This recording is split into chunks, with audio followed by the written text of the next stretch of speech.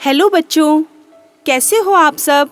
आज हम आपके लिए एक और नई कहानी लेके आए हैं जिसका शीर्षक है ईमानदार पेंटर। एक छोटे से गांव में एक सोनू नाम का पेंटर रहता था। बहुत ही ईमानदारी के साथ काम करता था सोनू। जो भी काम मिलता उसे बहुत ही प्यार से और बहुत ही सफाई से करता था और बहुत ईमानदार था सोनू अपने काम में। लेकिन काम अधिक ना मिलने की वजह से सोनू को अधिक आमदनी नहीं होती थी और दिन रात उसे यही चिंता रहती थी कि मेरे पास अधिक पैसे नहीं है। बस जो भी कमाई होती है उससे घर का गुजारा ही चल पाता है। और सोनू का सपना था कि उसे अच्छा अधिक बड़ा काम मिले जिससे वह कुछ अधिक पैसे कमा पाए। लेकिन जितना भी काम सोनू को मिलता वह उसे अपनी ईमानदारी के साथ करता और कभी भी किसी के साथ बेईमानी नहीं करता था। एक दिन गांव से सोनू को सेठ जी का बुलावा आया। सेठ जी ने सोनू को किसी कार्य के लिए बुलाया था। अब जब सोनू सेठ जी के पास गया और बोला, सेठ जी, आपने मुझे बुलाया, कोई काम था क्या? तो सेठ जी बोले, हाँ सोनू, कोई काम है, क्या तुम इसे कर पाओगे? तुम्हारे पास समय है? तो सोनू बहुत ही प्यार से बोला, हाँ सेठ जी, क्यों नहीं, मेरा तो यही काम है, आप मुझे बताइए क्या काम करना है मुझे। तो सेठ जी सोनू को नदी के किनारे ले गए जहाँ सेठ जी की एक पुरानी नौका थी। सेठ जी ने कहा, सोनू, यह बहुत समय से पुरानी हो गई है नौका, तुम इसे कुछ पेंट कर दो जिससे यह फिर से नई हो जाए। तो सोनू ने कहा, ठीक है सेठ जी, मैं इसे जल्दी निपटा दूंगा, लेकिन इसके लिए आप मुझे थोड़ा समय दीजिए। तो सेठ जी ने कहा, हाँ हाँ, क्यों नहीं, तुम समय ले लो, लेकिन मुझे यह बता दो तुम इसका कितना खर्चा लोगे। तो सोनू ने अपनी मजदूरी के हिसाब से उसका खर्चा बता दिया। तो सेठ जी ने कहा, हाँ ठीक है, तुम अपना खर्चा ले लेना, लेकिन बस सही से काम कर देना। अब सेठ जी अपने घर चले गए और सोनू भी बाजार जाकर कुछ पेंट का सामान ले आया और नौका के पास आकर उसे पेंट करने लगा। अब जैसे ही सोनू उस नौका को पेंट कर रहा था तो उसने क्या देखा, अरे इस नौका में तो एक बहुत बड़ा छेद है। सबसे पहले मुझे यह छेद भरना होगा, वरना इस नौका से कुछ भी नुकसान हो सकता है। फिर सोनू ने पेंट करने से पहले उस नौका के छेद को भरा और बहुत अच्छे से ईमानदारी से अपना सारा काम निपटाकर सेठ जी के पास वापस गया और बोला, सेठ जी, मैंने उस नौका को अच्छे से पेंट कर दिया है। तो सेठ जी बोले, ठीक है, तुम कल अपने पैसे आकर ले जाना। तो सोनू अपने घर निकल गया। अब अगले दिन सेठ जी की पत्नी और बच्चे आए और बोले कि हमें बाहर घूमने जाना है, अब तो हमारी नौका भी नई हो गई है, क्या हम उस नौका में चले जाएं? क्योंकि हमें नदी के पार दूसरे शहर जाना है। अब सेठ जी ने कहा, हाँ हाँ, क्यों नहीं, तुम लोग जा सकते हो। अब सेठ जी का परिवार उस नौका में सवार होकर दूसरे गांव की ओर चला गया। थोड़े समय बाद सेठ जी का छोटा भाई घर की ओर आया और बोला, भैया, कहाँ गए सारे? घर में कोई दिखाई नहीं दे रहा, भाभी और बच्चे सब कहाँ गए? सेठ जी ने कहा, सभी दूसरे गांव की ओर नदी के पार शहर में गए हैं और बच्चों को भी कुछ बाजार से सामान लेना था, इसीलिए खरीदारी के लिए सारा परिवार वहीं गया है। अब सेठ जी का भाई बोला, ये क्या? अरे उस नौका में तो एक बहुत बड़ा छेद था, क्या आपको मालूम नहीं था? सेठ जी ने कहा, नहीं, यह तो मुझे नहीं मालूम था।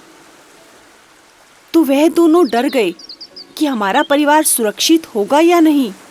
अब सेठ जी को अपने परिवार की चिंता सताने लगी और शाम भी हो गई थी।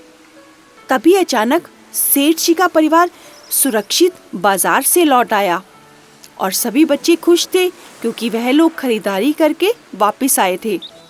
उनकी पत्नी ने जब सेठ जी को परेशान देखा तो पूछा, क्या हुआ, आप कुछ परेशान नजर आ रहे हैं? तो सेठ जी ने पूछा, तुम लोग सभी ठीक हो ना? तो उन्होंने कहा, हाँ हम तो सब ठीक हैं, लेकिन क्या बात हो गई? तो सेठ जी ने बताया कि जिस नौका में तुम लोग सवार होकर गए थे, उस नौका में एक बहुत बड़ा छेद था जिससे वह नौका डूब सकती थी। लेकिन उनकी पत्नी ने कहा, नहीं, उस नौका में तो कोई भी छेद नहीं था और ना ही उसके अंदर पानी की एक बूंद भी आई। हम लोग तो बड़े आराम से गए और बड़े आराम से वापस आए हैं। तो सेठ जी खुश हो गए और उन्होंने फिर से सोनू पेंटर को बुलावा भेजा। अब जब सोनू पेंटर आया तो सेठ जी ने उसे कुछ पैसे दिए और बोले, सोनू ये लो तुम्हारे काम के पैसे, जो तुमने कल पेंट किया था उसके पैसे दे रहा हूँ, तुम रख लो। सोनू ने सेठ जी से वह पैसे लिए और गिनने लगा। जैसे ही सोनू ने वह पैसे गिने तो बोला, सेठ जी शायद आपसे गलती लग रही है, आपने मुझे मेरी मेहनत से ज़्यादा पैसे दे दिए और ज़्यादा नहीं, शायद बहुत ज़्यादा दिए हैं। अब सेठ जी बोले, नहीं सोनू, मैंने तुम्हारी मेहनत के ही पैसे दिए हैं। तो सोनू फिर से बोला, नहीं सेठ जी, आप दोबारा से गिन लीजिए, ये पैसे बहुत ज़्यादा हैं। तो सेठ जी बोले, सोनू तुमने भी बहुत ईमानदारी और मेहनत से काम किया। कल जो तुमने नौका पेंट की थी ना, उसमें एक बहुत बड़ा छेद था, लेकिन तुम्हारी ईमानदारी, तुमने मुझे बिना बताए उस छेद को भरा और ना ही मुझसे उससे अधिक पैसे मांगे, लेकिन तुमने मुझे बिना बताए अपना काम बहुत ही ईमानदारी और मेहनत से किया। यह इसी का इनाम है और मैं तुम्हारी मेहनत से बहुत खुश हूँ। तुम यह रख लो, यह इनाम स्वरूप मैं तुम्हें दे रहा हूँ। अब वह पैसे देखकर सोनू बहुत खुश हुआ। उसे लगा कि जैसे आज भगवान ने तो मेरी सुन ही ली।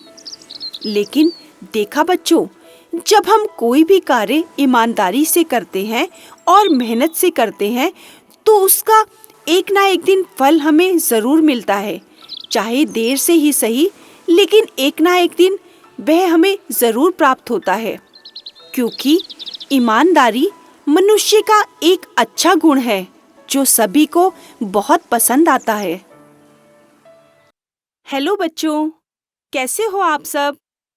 आज हम आपके लिए एक और नई कहानी लेके आए हैं जिसका शीर्षक है ईमानदार आइसक्रीम वाला। गांव के नजदीक एक आइसक्रीम वाला रहा करता था। रोज रंग बिरंगी आइसक्रीम बनाकर स्कूल के पास जाकर आइसक्रीम को बेचा करता था, जिसका नाम रामू था। सभी बच्चे उसे रामू काका कहकर पुकारा करते थे और रामू काका भी रोज बच्चों के लिए रंग बिरंगी आइसक्रीम बनाकर स्कूल के पास बेचा करते थे और इसी आइसक्रीम से उनके घर का गुजारा भी चलता था। बच्चे बहुत प्यार करते थे रामू काका को और रामू काका तो बच्चों को आइसक्रीम खिलाकर बहुत खुश होते थे। चाहे बच्चों के पास पैसे हो चाहे ना हो, लेकिन रामू काका उन्हें आइसक्रीम रोज खिलाया करते थे और बोलते, कोई बात नहीं बेटा, जब कल आपके पास पैसे होंगे तब मुझे दे देना। तो कई लोग रामू काका को बोलते, क्या रामू काका ऐसी कोई आइसक्रीम बेचा करता है, तुम बच्चों को फ्री में आइसक्रीम क्यों खिलाते हो? तो रामू काका बोलते, मुझे बच्चों को आइसक्रीम खिलाने में बहुत मजा आता है। जब ये छोटे छोटे बच्चे खुश होते हैं ना, तो मुझे बहुत खुशी मिलती है उन्हें आइसक्रीम खिलाकर। फिर वैसे ही रोज रामू काका बच्चों को आइसक्रीम खिलाकर अपने घर की ओर चल देते थे। इसी तरह रामू काका की रोज की दिनचर्या थी। एक दिन रामू काका आइसक्रीम बेचकर अपने घर की तरफ जा रहे थे तो अचानक एक छोटा सा बच्चा उनके पीछे पीछे चल दिया। शायद रामू काका को इस बात का बिल्कुल भी अंदाजा नहीं लगा कि एक छोटा सा बच्चा उनके पीछे आ रहा है। रामू काका बस अपनी मस्ती में आइसक्रीम बेचते बेचते अपने घर चले गए और रोज की तरह खाना बनाकर बस खाकर सो गए। जैसे ही थोड़ी रात हुई तभी उन्हें एक छोटे बच्चे की रोने की आवाज सुनाई दी। वह घर के बाहर आकर देखने लगे कि आवाज कहाँ से आ रही है रोने की। उन्हें कोई दिखाई नहीं दिया तो वह घर के अंदर जाकर फिर से सो गए। लेकिन थोड़ी देर बाद वही आवाज फिर से आने लगी तो रामू काका अपने घर के बाहर निकलकर ढूंढने लगे कि ये बच्चा कहाँ रो रहा है। जब उन्होंने ध्यान से देखा तो अंधेरे में एक छोटा सा बच्चा बैठकर रो रहा था। रामू काका उसके पास गए और बोले, अरे बच्चे, तुम क्यों रो रहे हो और यहाँ पर कैसे आए तुम? इतनी रात को कौन तुम्हें यहाँ लेकर आया? वह बच्चा रोते रोते रामू काका से बोला, काका, जब आप स्कूल से आइसक्रीम बेचकर आ रहे थे ना, तो मैं आपके पीछे पीछे ही आ गया था। रामू काका ने बोला, क्या नाम है तुम्हारा और तुम मेरे पीछे क्यों आए? वह बच्चा बोला, मेरा नाम श्याम है और मैं अपने घर से आज आपके पीछे पीछे ही आ गया। मुझे अपने घर नहीं जाना, लेकिन अब मुझे अपनी माँ की याद आ रही है। मुझे अपने घर जाना है। रामू काका, मुझे मेरे घर छोड़ाओ। रामू काका हैरान हो गए कि यह बच्चा मेरे पीछे क्यों आया और अब अपने घर जाने की जिद कर रहा है। रामू काका उसे अपने घर के अंदर लेके आए और पूछने लगे कि क्यों मेरे पीछे आए तुम और तुम अब घर जाने की जिद क्यों कर रहे हो? तो बच्चा बोला कि रामू काका, मेरी माँ बाबूजी से लड़ाई हो गई थी, इसलिए मैं उनसे लड़ के आपके पीछे पीछे आ गया। मुझे उनसे बात नहीं करनी थी, लेकिन अब मुझे अपनी माँ की याद आ रही है। मैं माँ के बिना नहीं रह सकता। मुझे माँ के पास छोड़ाओ। मैं रात को माँ के पास ही सोता हूँ। मुझे माँ खाना खिलाती है अपने हाथों से। रामू काका ने उसे समझाया कि देखो बेटा, बहुत रात हो गई है और इस वक्त मैं आपको अपने घर नहीं छोड़ने जा सकता। सुबह होते ही मैं तुम्हें तुम्हारे घर छोड़ आऊंगा। जैसे तैसे रामू काका ने उस बच्चे को समझाया बुझाया और उसे सुला दिया। अब सुबह होते ही रामू काका उस बच्चे को लेकर स्कूल की तरफ रवाना हुए। जब रामू काका उसको स्कूल की तरफ ले जा रहे थे, तब रास्ते में उन्होंने देखा कि स्कूल के पास उस बच्चे के माता पिता स्कूल में पहले से ही थे, जो श्याम के बारे में पूछताछ कर रहे थे और उसके दोस्तों से पूछ रहे थे कि तुमने हमारे बेटे को कहीं देखा था कल? किसके साथ गया वो? किसी अनजान व्यक्ति के साथ तो नहीं जा रहा था? कहाँ था वो? कल किसके साथ था? कहीं कहाँ चला गया हमारा श्याम?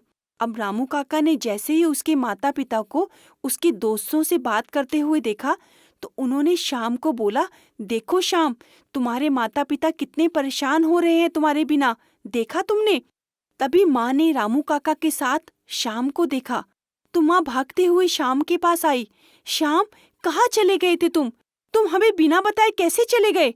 और तुम स्कूल से कहाँ चले गए थे बेटा? पिताजी ने भी श्याम को अपनी गोद में उठा लिया और रामू काका को गले लगाकर बोले, रामू काका, आज आपने हमारे बेटे की जान बचा ली।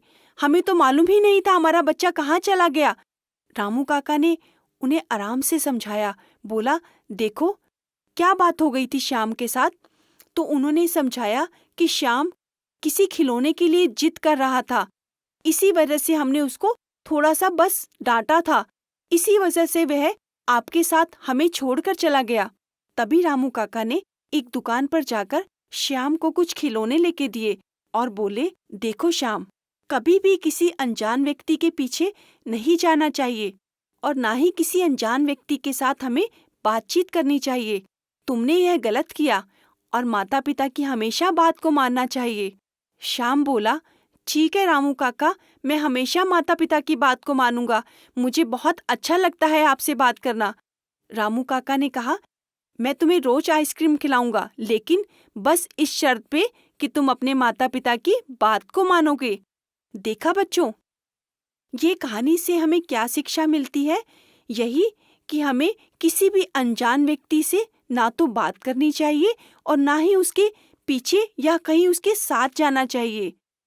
हेलो बच्चों, कैसे हो आप सब? आज हम आपके लिए एक और नई कहानी लेके आए हैं जिसका शीर्षक है ईमानदार गोलगप्पे वाला। गुरदासपुर एक छोटा सा गांव था, जिस गांव में चंदू नाम का एक गोलगप्पे बेचने वाला रहा करता था। चंदू बहुत ही मेहनती व्यक्ति था। वह रोज सुबह 4 बजे उठता और सुबह ही वह गोलगप्पे बनाने का सामान इकट्ठा करके सभी सामान से वह गोलगप्पे बनाया करता था और सुबह होते ही वह गोलगप्पे बेचने के लिए निकल जाता और पूरे शहर में गोलगप्पे बेचकर शाम को अपने घर वापस लौट आता था। कई बार तो चंदू को आते आते रात भी हो जाती थी। अब चंदू का रोज का यही रूटीन था, सुबह जाना और शाम को वापस घर आना। एक दिन चंदू गोलगप्पे बेचकर घर आ रहा था। आते आते उसे रात हो गई, क्योंकि उस दिन रास्ते में बहुत भीड़ भाड़ थी।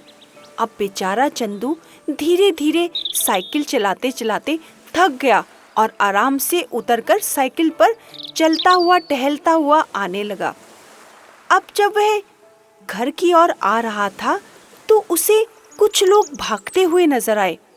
अब वह लोग इतनी तेजी से भाग रहे थे कि चंदू के पास से कब निकलकर वह दूसरी गली में चले गए उसे पता भी नहीं चला। अब चंदू देखता रहा, अरे यह लोग कौन थे, कहाँ से आए और कहाँ निकल गए। तभी चंदू की निगाह एक सूटकेस पर पड़ी। उसने देखा, अरे यह बीच सड़क में सूटकेस किसका छूट गया। यहाँ तो कोई आसपास दिखाई भी नहीं पड़ रहा। लगता है कोई इसे यहाँ भूल गया है। अब चंदू ने उसे उठाकर अपनी साइकिल पे रख लिया और सोचा कि सुबह होते ही गांव के जमींदार को यह मैं पकड़ा दूंगा और हो सकता है कोई इसे यहाँ भूल गया हो, तो सुबह मैं जमींदार जी को यह थमा दूंगा कि जिसका भी होगा वह उनसे ले ले। अब यह सोचते हुए चंदू घर की ओर बढ़ गया। अब चंदू जैसे ही थका हारा घर पहुंचा तो उसकी बीवी ने उसके हाथ में यह सूटकेस देखा तो उसकी पत्नी बोली, अरे सुनिए, ये सूटकेस किसका है और आप इसे साइकिल पे रखकर क्यों ला रहे हैं।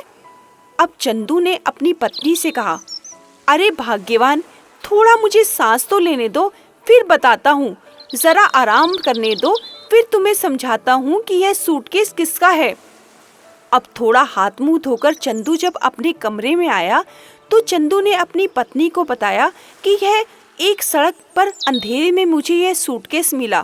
लगता है किसी राहगीर का छूट गया होगा। हम इसे सुबह जमींदार जी को थमा देंगे। हो सकता है कोई गलती से इसे भूल गया होगा। बेचारा कितना ढूंढ रहा होगा अपना यह सूटकेस। अब चंदू की पत्नी ने कहा, क्या तुमने इसे खोलकर देखा, इसमें क्या है। चंदू ने उसे कहा, अरे भाग्यवान, तुम्हें इसका क्या करना है, छोड़ो ना, तुम इसे क्यों खोलोगी। यह किसी की गैर अमानत है और हमें इसे नहीं खोलना चाहिए। इसे जमींदार जी अपने आप खोल कर देख लेंगे कि इसमें क्या है। लेकिन चंदू की पत्नी को तो उत्सुकता हो रही थी कि इस सूटकेस में पता नहीं क्या होगा, तो हमें यह जरूर खोल कर देख लेना चाहिए।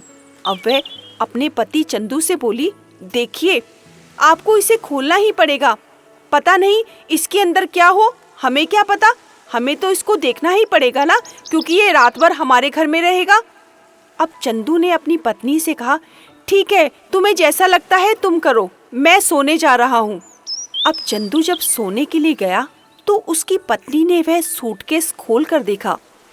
अब वह जैसे ही सूटकेस खोला, अरे यह क्या, उस सूटकेस में तो हीरे जवाहरात भरे हुए थे। उसकी पत्नी यह सब देखकर हैरान हो गई और वह भागते हुए चंदू के पास गई और बोली, अरे सुनते हो, जरा इस सूटकेस को देखो, इसमें तो बहुत सारे हीरे जवाहरात हैं। चंदू ने कहा, क्या बोल रही हो, हीरे जवाहरात। हाँ देखो, इस सूटकेस में खूब सारे हीरे जवाहरात हैं। तो चंदू ने कहा, ठीक है, तुम इसे बंद कर दो, हम इसे सुबह जमींदार जी को थमा देंगे। अब चंदू की पत्नी उसे बोली, जमींदार को, तुम पागल हो गए हो क्या। रोज सुबह उठकर गोलगप्पे बनाते हो, फिर पूरे शहर में बेच कर आते हो, कितनी मजदूरी करते हो तुम। तुम्हें यह नहीं पता कि यह हीरे जवाहरात हमारी जिंदगी बदल देंगे। तुम्हें यह गोलगप्पे भी बेचने नहीं पड़ेंगे, हम इस गांव के राजा हो जाएंगे। तुम पागल हो गए हो जो इसे जमींदार को वापस करोगे। अब चंदू ने अपनी पत्नी को समझाया, लेकिन वह कहाँ मानने वाली थी। वह तो जिद में थी कि हम यह सूटकेस जमींदार जी को वापस नहीं करेंगे। अब चंदू ने यह सोचा कि कोई बात नहीं, अगर मैं इससे लड़ता झगड़ता हूँ तो यह भी रूठ जाएगी। कोई बात नहीं, इसे जैसा ठीक लगता है वह करे। उसने अपनी पत्नी से कहा, देखो तुम्हें जो ठीक लगता है तुम करो, लेकिन मैं अपने गोलगप्पे का काम बंद नहीं करूँगा। तुम्हें जो लगता है तुम वही करो, लेकिन मैं रोजाना गोलगप्पे बनाऊंगा और शहर भर में बेच कर आऊंगा। अब चंदू की पत्नी भी इस बात को मान गई और चंदू फिर वही रोजाना गोलगप्पे बनाता और पूरे शहर में बेच कर आता था। अब चंदू की पत्नी ने भी उस सूटकेस में से कुछ हीरे निकाले और शहर में बेच आई। और शहर में बेचने से कितने सारे पैसे उसकी पत्नी को मिले। फिर उसने वहां से अपना घर छोड़कर एक बड़े घर में शिफ्ट कर लिया। अब चंदू का तो बहुत बड़ा घर हो गया था, लेकिन फिर भी चंदू रोजाना गोलगप्पे बेचने जाया करता था। अब यह बात धीरे धीरे पूरे गांव में फैल गई कि चंदू एकदम अमीर हो गया। क्या बात है, कौन सा खजाना मिल गया है चंदू को, लेकिन यह तो रोजाना गोलगप्पे ही बेचा करता है। लेकिन लोग थोड़ा सा बहुत चक्के थे। उन्हें यह समझ नहीं आ रहा था कि चंदू ने गोलगप्पे बेचकर कैसे पैसे कमा लिए। एक दिन जमींदार के पास एक औरत रोते रोते आई और बोली, जमींदार जी, मेरे घर में चोरी हो गई है और मुझे समझ नहीं आ रहा मेरे हीरे जवाहरात का सूटकेस कहाँ खो गया। लगता है वह चोर उठा कर ले गए। मैं उन्हें ढूंढ ढूंढ कर थक गई हूँ। आप देखिए ना, मेरी मदद कीजिए ना। अब जब वह औरत तेज तेज रोने लगी तो जमींदार जी ने उसे समझाया, देखो तुम चिंता मत करो, मैं उसे ढूंढने में तुम्हारी मदद करूँगा, लेकिन तुम अभी घर चली जाओ और अपने आप को संभालो, मैं तुम्हारी मदद अवश्य करूँगा। अब जमींदार जी ने उसे आश्वासन दिया कि वह उसकी मदद करेंगे और यह कहकर उन्होंने अपने नौकरों को बुलाया और कहा, तुम गांव भर में पूछताछ करके आओ, कहीं किसी को कोई सूटकेस तो नहीं मिला, क्योंकि यह औरत बहुत ज़्यादा परेशान है और हमें इसकी मदद अवश्य करनी चाहिए। जब यह सब कुछ जमींदार जी के नौकरों ने बात सुनी तो उन्होंने जमींदार के पास आकर कहा, जमींदार जी, हम आपको कुछ बताना चाहते हैं। तो जमींदार ने कहा, हाँ हाँ, क्यों नहीं, तुम अवश्य मुझे बता सकते हो। तो उनके नौकरों ने एक बात बताई कि जमींदार जी, चंदू गोलगप्पे बेचने वाला अचानक से अमीर हो गया है, इसमें तो कोई झोलझाल है। अब जमींदार जी ने जब यह सारी बात सुनी तो उन्होंने कहा कि ऐसा कब हुआ। उन्होंने कहा, कुछ दिनों पहले चंदू का एक छोटा सा मकान था और चंदू बहुत ही गरीब था, लेकिन आज चंदू का बहुत बड़ा मकान है और चंदू अब अमीर हो गया है। जब जमींदार जी ने यह सब कुछ सुना तो उन्होंने कहा, तुम जल्द ही जाओ और चंदू और उसकी पत्नी को यहाँ बुला कर लाओ। अब जमींदार जी के यहाँ से जब चंदू को बुलावा भेजा गया तो चंदू अपनी पत्नी सहित वहाँ पर आया और जमींदार जी ने चंदू को कहा, चंदू, तुम क्या कामकाज करते हो? तो चंदू ने कहा, जमींदार जी, मैं तो हमेशा की तरह ही गोलगप्पे बेचता रहा हूँ और मेरा यही रोजगार है। तो जमींदार जी ने कहा, तो फिर अचानक से तुम अमीर कैसे हो गए? अब जब यह बात चंदू की पत्नी ने सुनी तो वह एकदम घबरा गई और सोचने लगी कि कहीं चंदू जमींदार जी को कुछ सच ना बता दे। इससे पहले ही मुझे कुछ सोचना चाहिए। अब चंदू की पत्नी बिना घबराए जमींदार से बोली, जमींदार जी, मेरे पति ने इतनी मेहनत करके जो कुछ भी कमाया था उसी से हमने यह मकान खरीदा है।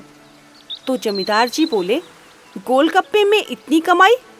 ये तो मैं नहीं मान सकता कि तुम इतना बड़ा मकान ले लो। तो चंदू की पत्नी बोली, जो जवाहरात मेरे थे, मेरी शादी के थे, वो भी मैंने बेच दिए और थोड़ा थोड़ा जोड़ जोड़कर जो भी कमाई होती है उसी से हमने यह मकान खरीदा है। अब चंदू मन ही मन सोच रहा था कि मेरी पत्नी कब तक झूठ बोलती रहेगी। इसके लिए तो मुझे झूठ पर झूठ बोलना पड़ेगा। क्यों नहीं मैं सब कुछ सच ही बता दूं? अब चंदू ने अपनी पत्नी को रोकते हुए बोला, जमींदार जी, मैं आपसे दोनों हाथ जोड़कर माफ़ी मांगता हूँ, क्योंकि यह मकान मैंने अपनी मेहनत से नहीं खरीदा। एक दिन रास्ते में आते हुए मुझे एक सूटकेस मिला था जिसके अंदर काफ़ी हीरे जवाहरात थे। वही बेचकर मेरी पत्नी ने यह मकान खरीदा है। जब यह सारी बात जमींदार जी ने सुनी तो वह एकदम भौचक्के हो गए और बोले, हीरे जवाहरात का तुमने यह सब कुछ हमें क्यों नहीं बताया? अब चंदू ने दोनों हाथ जोड़कर जमींदार से माफ़ी मांगी। हम दोनों को आप माफ़ कर दें, आइंदा से ऐसी गलती नहीं होगी जमींदार जी। जमींदार ने जब चंदू का भोलापन देखा तो उसे बात समझ में आ गई कि चंदू बहुत भोला व्यक्ति है और बहुत ही ईमानदार है। उन्होंने कहा, देखो चंदू, यह तुम्हारी पहली गलती है और तुम्हारे काम, नाम और ईमानदारी की चर्चा पूरे शहर में है। इसीलिए मैं तुम्हें इस गलती के लिए माफ़ करता हूँ, लेकिन आइंदा से यह गलती दोहराना मत। अब चंदू और उसकी पत्नी दोनों ने हाथ जोड़कर माफ़ी मांगी और जमींदार से कहा कि आइंदा हम ऐसा नहीं करेंगे। देखा बच्चों, इसे कहते हैं ईमानदारी। जिस प्रकार आज चंदू ने जमींदार जी को सब कुछ सच सच बताया और अपनी ईमानदारी दिखाई, क्योंकि व्यक्ति को हमेशा अपने कर्म और मेहनत पर भरोसा होना चाहिए और उसी में ही उसकी जीत है।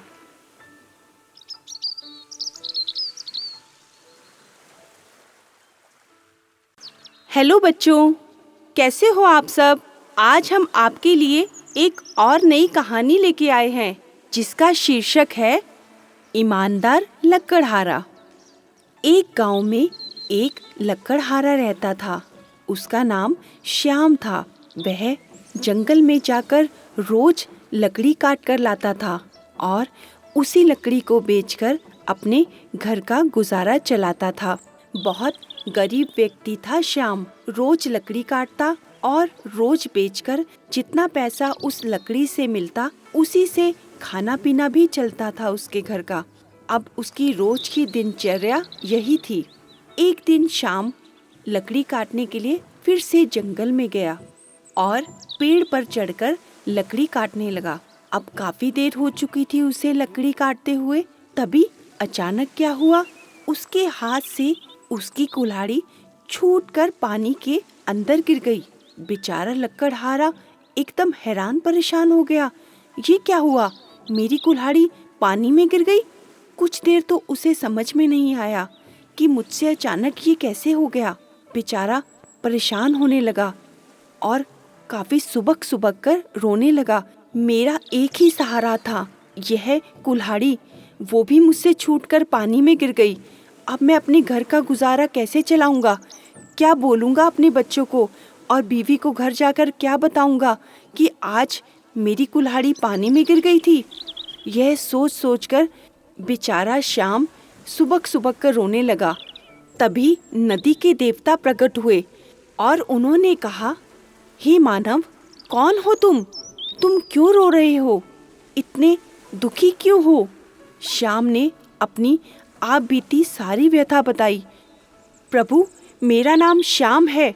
मैं बहुत गरीब लकड़हारा हूँ और इसी पास ही गांव में रहता हूँ।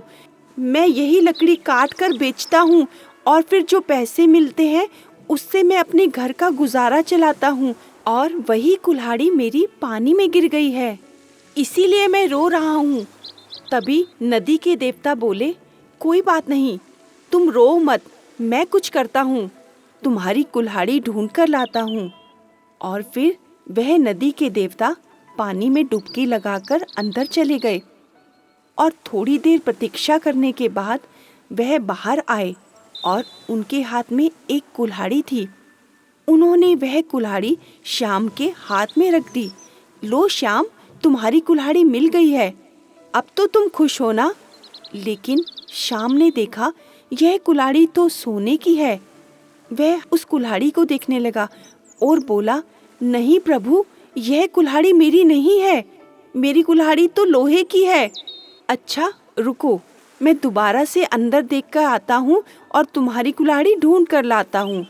अब वे दोबारा से पानी के अंदर गए और कुछ देर प्रतीक्षा करने के बाद वह फिर से बाहर आए और उनके हाथ में एक फिर से कोई कुल्हाड़ी थी और उन्होंने वह कुल्हाड़ी श्याम के हाथों में दी और बोले, यही है ना तुम्हारी कुल्हाड़ी, ले लो श्याम।